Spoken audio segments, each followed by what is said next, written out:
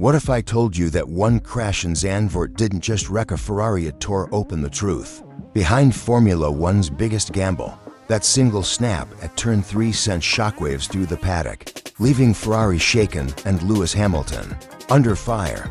But this isn't just a crash story, it's about raw honesty, brutal politics, and a redemption drive at Monza that no one saw coming.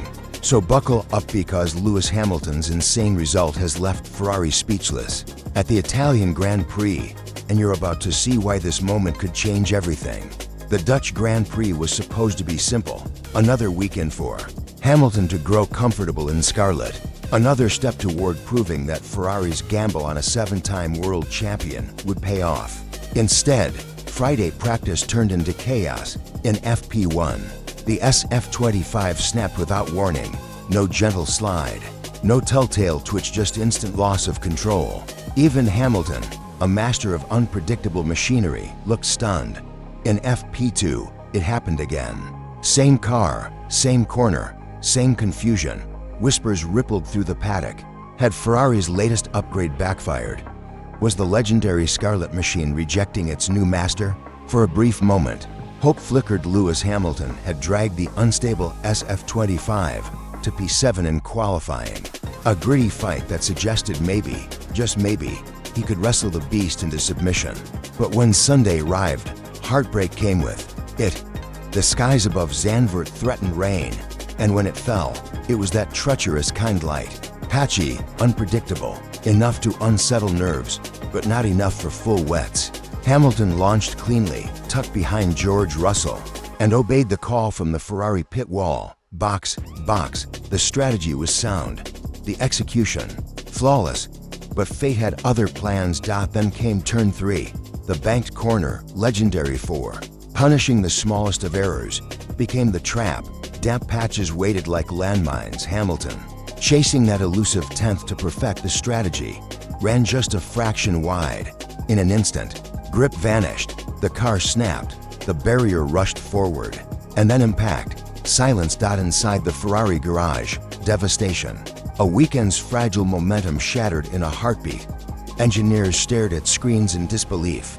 Mechanics froze, helmets lowered. It wasn't just the crash of a car, it was the crash of belief. But Hamilton wasn't interested in excuses. Most drivers in this situation would have reached for PR-friendly lines. Unlucky conditions. The car was fine, we'll regroup. Not Lewis, not this time. Instead, he tore down the facade.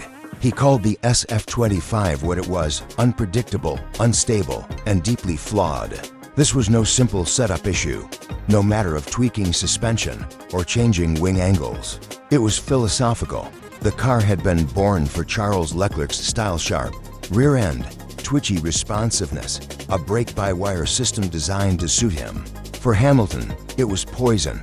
Push too hard and it snapped. Back off and it still bit. A machine impossible to trust, and it cut deeper than performance. Hamilton hadn't joined Ferrari only to win races.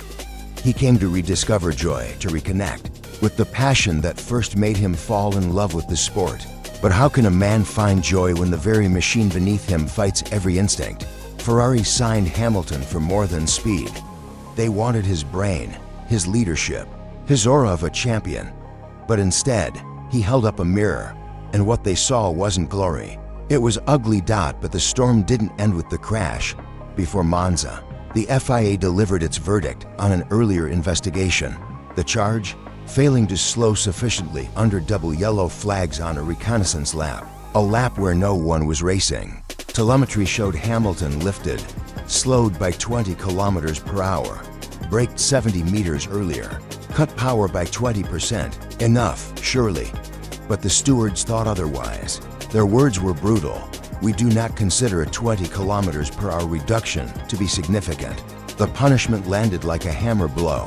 A 5-place grid penalty for Monza, plus 2 penalty points on his license. For Lewis Hamilton, the timing was brutal. His first Italian Grand Prix in Ferrari red was supposed to be a coronation, a celebration, in front of the roaring tifosi. Instead, it turned into a poison chalice. No matter how quick he was in qualifying, he would start no higher than 6th. A dream debut on sacred ground had been transformed into a crucible. And worse still, the inconsistency stung. Max Verstappen had a similar infringement, no penalty. Lando Norris, no penalty. Even Charles Leclerc, who forced George Russell off track and damaged the Mercedes, walked away untouched. Yet Hamilton was punished, and punished hard. Was it strict policing, or was it a message that even a 7-time world champion would not be spared? That in scarlet, there are no favors. Inside Ferrari, team principal Fred Vasseur stood by his driver publicly. He insisted there were positives, that Hamilton had shown strong pace, that the car still had potential. But privately, the truth was harder to ignore. The crash at Zandvoort, the penalty, and the ongoing mismatch between man and machine painted an uncomfortable picture. This wasn't the start of a title challenge. This was survival. And perhaps, worse, it hinted that the SF25 might never be the weapon Ferrari hoped for. And so all eyes turned to Monza, the temple of speed. A cathedral of motorsport, Ferrari's sacred home. The grandstand's blood scarlet, the chants of the Tifosi echoing like thunder. Hamilton didn't arrive for glory. He arrived for redemption. Could he find it here? On the stage, where so many legends have risen and fallen under unbearable pressure. From the very first lap of practice, the answer began to emerge. The SF25 looked transformed, and Hamilton? He looked reborn. Through the legendary corners, Lesmo, Ascari, Parabolica, the car flowed under him like it never had before. The purple sectors flashed on the timing screens, and the roar from the stands told the story. This wasn't just Ferrari's weekend anymore. This was Hamilton's show. Fastest in FP1, relentless long-run pace in FP2. The same machine that had betrayed him at Zandvoort now danced on rails. Engineers stared at the telemetry in disbelief. This wasn't just improvement, this was domination. What stunned them most wasn't only the speed, it was Hamilton's calm control.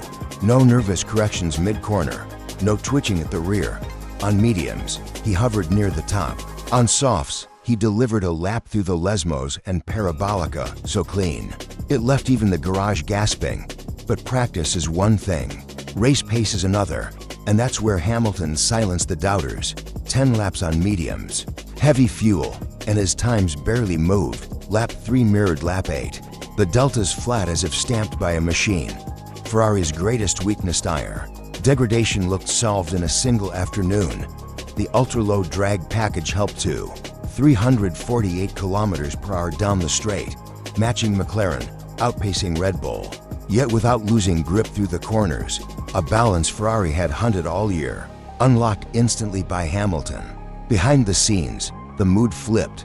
Mechanics who usually ended Fridays with pages of fixes had little to do. Engineers started talking strategy windows, tire offsets, and how to use Hamilton's consistency to dictate the race. One senior voice admitted quietly, "It feels like a different car."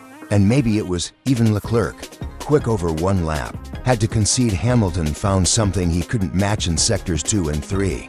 At Monza, that admission was monumental. And then came the Tifosi. Every purple lap, every flash of Hamilton's name, the cheers rolled like a wave. Banners rose, Benvenuto a casa. Lewis, the sight of a 7-time champion flying in Ferrari. Read through Parabolica was more than speed. It was belief. Inside the garage, Hamilton was calm. No chest beating, no bold claims. He pored over degradation charts, brake temperatures, energy deployment.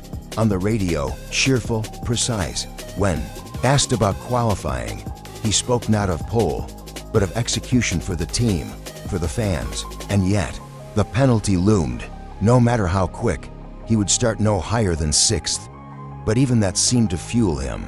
Watching him carve through simulations, you sensed a man preparing for war, strategy, precision. Patience. Monza might still be his because legends in Formula One are not defined by the easy weekends. They're defined by the storms, by the crashes, the penalties, the weight of expectation, and by the refusal to yield when the world thinks you're finished. At Zandvoort, Hamilton faced the nightmare, a car that betrayed him, a penalty that cut him down, and critics circling like vultures. At Monza, he showed the other side of the coin: resilience, mastery. and the spark that makes him one of the greatest to ever hold a steering wheel. Ferrari signed Hamilton for more than speed. They signed him for culture, for leadership, for the chance to break the cycle of hope and heartbreak. Whether they're ready to embrace that truth is another question. But one thing is clear. At Monza, Hamilton didn't just give Ferrari speed. He gave them belief. So now we're left with the ultimate question. Is this the fall of a legend or the spark of an epic comeback that history will never forget? Because in Formula One, greatness is forged in fire, and Lewis Hamilton is burning brighter than ever in Ferrari red. If you felt the intensity of this story, hit that like button, share it with fellow fans, and don't forget to subscribe for more racing drama. Thanks for watching.